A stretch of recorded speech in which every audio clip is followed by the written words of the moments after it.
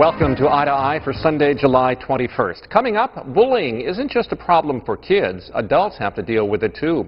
We'll hear from a bullying survivor turned advocate and author. Also, the chairwoman of the Milwaukee County Board will join us to talk about a program to promote respect among different races, cultures, and religions. But first, a day without poverty.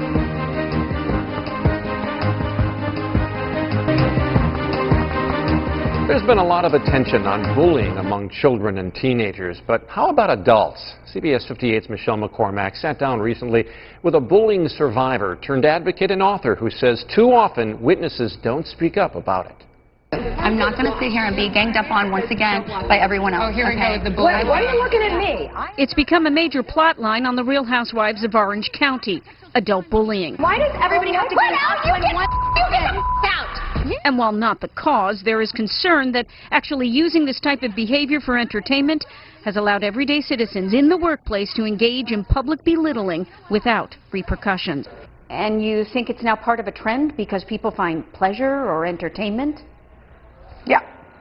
If you look at television, when do we break a story of something that's sweet, that's nice?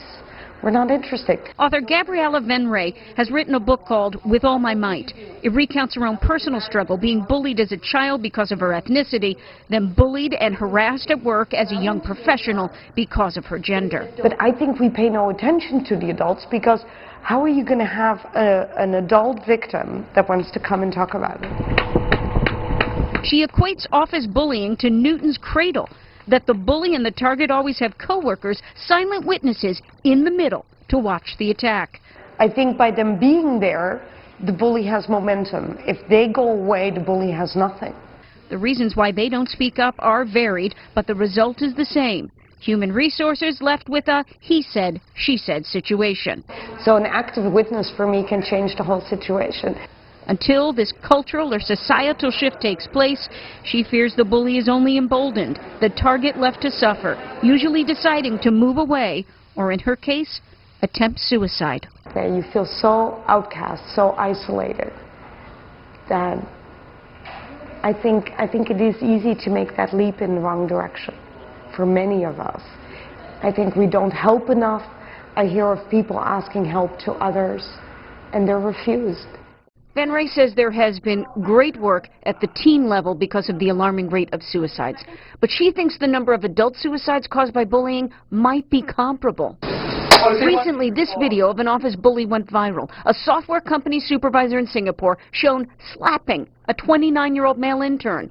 As a last resort, a coworker set up a camera and put it online.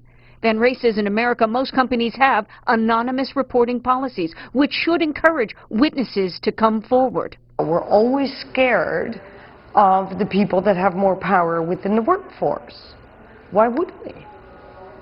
I mean, almost every company today has human resources.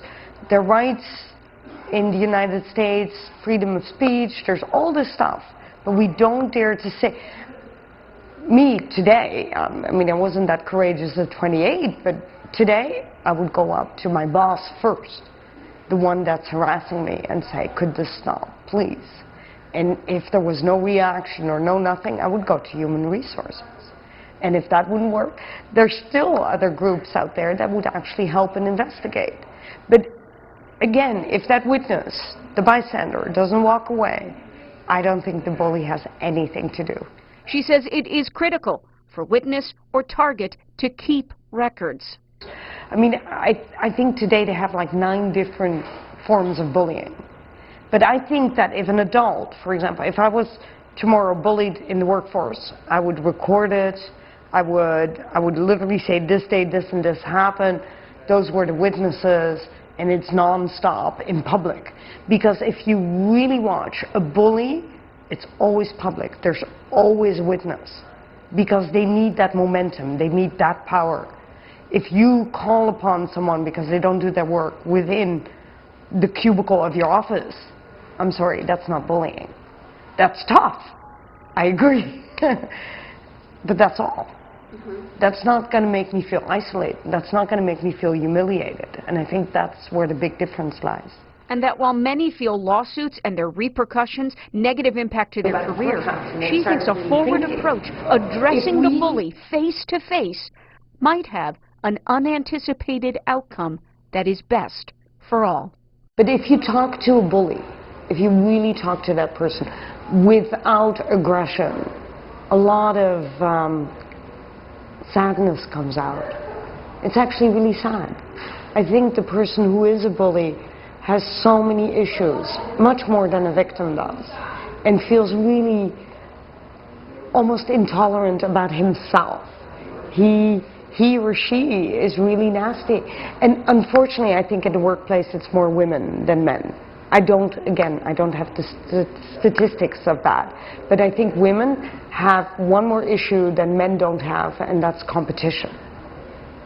I think women are taught very early to have competition with each other, which is a shame because I think two women could be each other's best friends. I think we have a society we don't want to live in anymore. I mean, we really do. We already do a little bit. Everyone knows that, oh, what's the problem with him? Oh, what's the problem with her?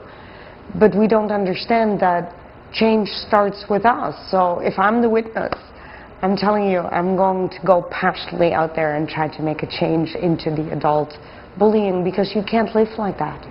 You just can't. Every human being has the right to live with a little bit of happiness without being aggressed.